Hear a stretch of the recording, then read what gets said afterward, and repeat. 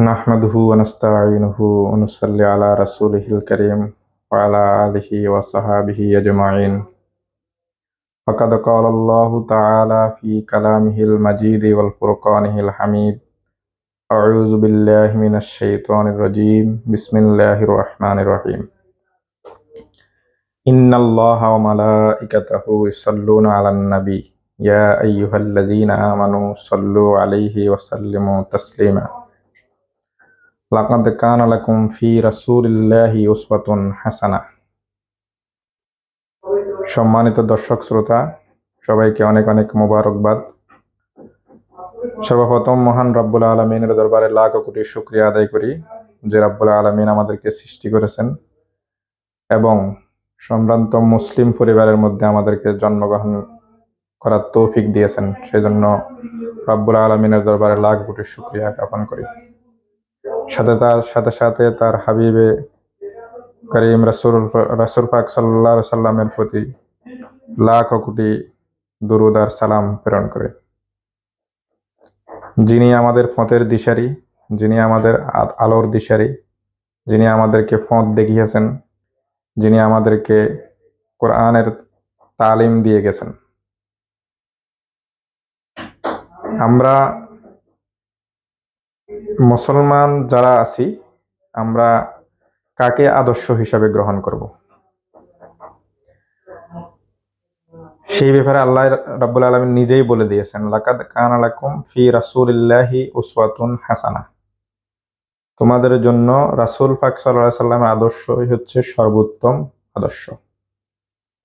উনি কিভাবে জীবন যাপন করেছেন, উনি কিভাবে খেয়েছেন, উনি কিভাবে ঘুমিয়েছেন, উনি কখন ঘুমিয়েছেন, কখন ঘুম থেকে জাগ্রত হয়েছেন, নামাজ কিভাবে পড়েছেন, কোরআন কিভাবে অধ্যয়ন করেছেন, কোরআন থেকে কি শিক্ষা গ্রহণ করেছেন, কোরআন কিভাবে নিজের মধ্যে কোরআনের চর্চা করেছেন, সেই বিষয়ে যদি আমরা খেয়াল করি, রাসূলের যদি আদর্শ নীতি যদি আমরা গ্রহণ করি, তাহলে কাল কিয়ামত মুসিবতের সময় আমাদের নাজাতের অবশ্যই সুপারিশ করবেন। আমরা নিজেরা কাকে আমরা আইডল মনে করি? আমরা আইডল মনে করি যে সবচাইতে ভালো ক্রিকেট খেলে, ক্রিকেটার সবচাইতে উন্নত মানের ক্রিকেট খেলে, সে আমাদের আইডল। যে ভালো ফুটবল খেলতে পারে বিশ্বে, তাকে আমরা আইডল মনে করি। যে ভালো গান গায়, নতুবা ভালো নায়ক, এই ধরনের স্বনামধন্য যারা মানুষ, তাদেরকে আমরা মুসলমান আজকে আইডল মনে করে। কিন্তু আমরা মুসলমান জাতি হিসাবে আমরা কাকে আইডল মনে করব, আদর্শ কার কাছ থেকে আমরা গ্রহণ করব, সেটাই হতো আমাদের বুঝার বিষয়।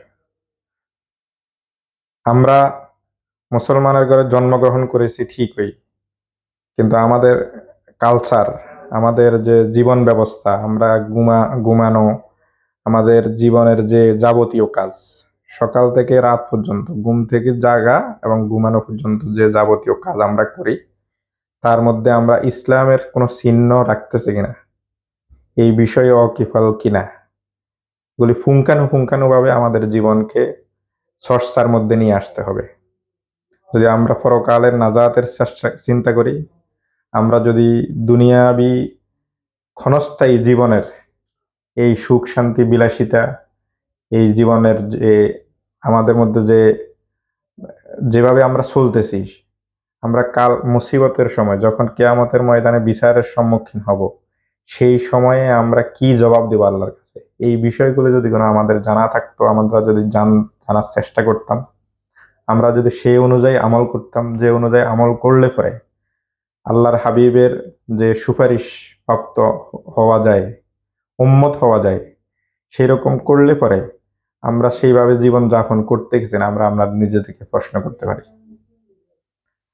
অল্প কিছু কয়েকদিন থেকে ইউটিউবে আজকে এখন তো সব মিডিয়ার যুগ, কে কাকে এই ওয়াজের, যারা ওয়াজ নসিহত করে, যারা বক্তা, যারা ইসলামিক স্কলার, দেখা যাচ্ছে প্রত্যেকের মধ্যে প্রতিযোগিতা, কে কাকে গায়েল করবে, কে কাকে খারাপ বলবে, কে কাকে করবে।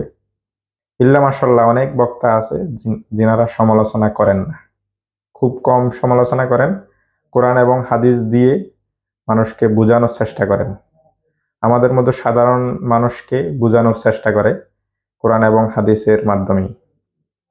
আর কিছু আছে মানে কোরআন শরীফ এবং হাদিস থেকে তেমন কোনো জ্ঞানের কথাই বলেন না, শুধুমাত্র অন্যকে কিভাবে ঘায়েল করবে, অন্যকে কিভাবে তুচ্ছ তাচ্ছিল্য করবে, অন্যকে কিভাবে ছোট করবে সেভাবেই কথা বলে ভাইরাল হওয়ার চেষ্টা করে। অল্প কয়েকদিন থেকেই শায়েখ আহমদুল্লাহ সাহেবকে নিয়ে অনেক বেশি করতেছে। শায়েখ আহমদুল্লাহ সাহেব এই যে কথা বলেছেন রাসূল পাক সাল্লাল্লাহু আলাইহি নবুয়ত সম্পর্কে যে কথা বলেছেন, এখন আপনাকে তো বুঝতে হবে এই বিষয়গুলি, যে আপনি কি এই বিষয়ে জ্ঞান রাখেন, উনি কি বুঝাতে চেয়েছেন সেই বুঝটা কি আপনি নিতে পারছেন? সেখান থেকে তো নিতে পারেন নাই। যিনি ওনাকে সমালোচনা করতেছেন উনি বলতেছেন উনি অনেক বেশি আশেকে রাসূল। আশেকে রাসূল যারা, তারা মানে রাসূলের আশেক। কিন্তু এই দেশে যখন রাসূলকে, এই দেশে না পৃথিবীর যেই কোনো প্রান্তে রাসূলকে যখন কটূক্তি করে, গালিগালাজ করে, বিভিন্ন পর্যায়ে রাসূলের যখন অবমাননা করা হয়, তখন দেখি ওই আহমদুল্লাহ সাহেব যাদের নেতৃত্ব দিচ্ছে, আহমদুল্লাহ সাহেবকে যে গ্রুপের আপনারা মনে করতেছেন, সেই গ্রুপের লোকেরাই প্রতিবাদ করতেছে, রাস্তায় নামতেছে, কথা বলতেছে, প্রতিবাদ করতেছে, মাইর খেতেছে। কিন্তু মাওলানা গিয়াসউদ্দিন আত তাহিরি যখন রাসূল পাক সাল্লাল্লাহু আলাইহি সাল্লামের বিশ্বময় অবমাননা হচ্ছে, যেখানেই হচ্ছে, তখন কি আপনি কথা বলতেছেন? আমরা সেই অবস্থায় আপনাদের কোনো কথাই শুনি না। কিন্তু একজন আলেম যখন তার কোরআন এবং হাদিসের বর্ণনা দিতে গিয়ে কোনো কথা বলেছেন বা নবুয়তের সময়কাল বলেছেন, সেই কথা নিয়ে আপনি ভাইরাল হওয়ার সবসময় চেষ্টা করতেছেন আপনি।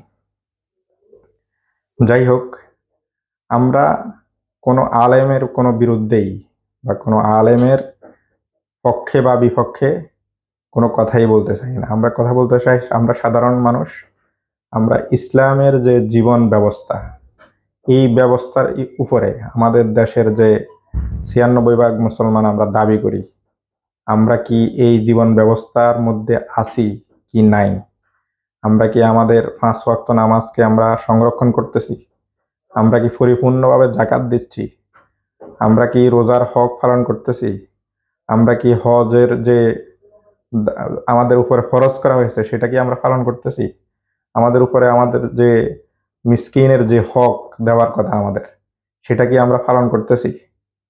এই বিষয়গুলি একজন আলেমের, যে কোনো একজন ইসলামিক বক্তার এই বিষয়গুলি আলোচনার বিষয় বস্তু হওয়া উচিত। আল্লাহর জমিনে আল্লাহর যে দ্বীনের ব্যবস্থা, আল্লাহর যে বিধানের ব্যবস্থা কায়েম করার যে সংগ্রাম, সেই সংগ্রামে আমরা নেতৃত্ব দিচ্ছি কিনা বা আমরা সেই সংগ্রামে অগ্রগণী ভূমিকা রাখতেছে কিনা, এটা হচ্ছে মুখ্য বিষয়।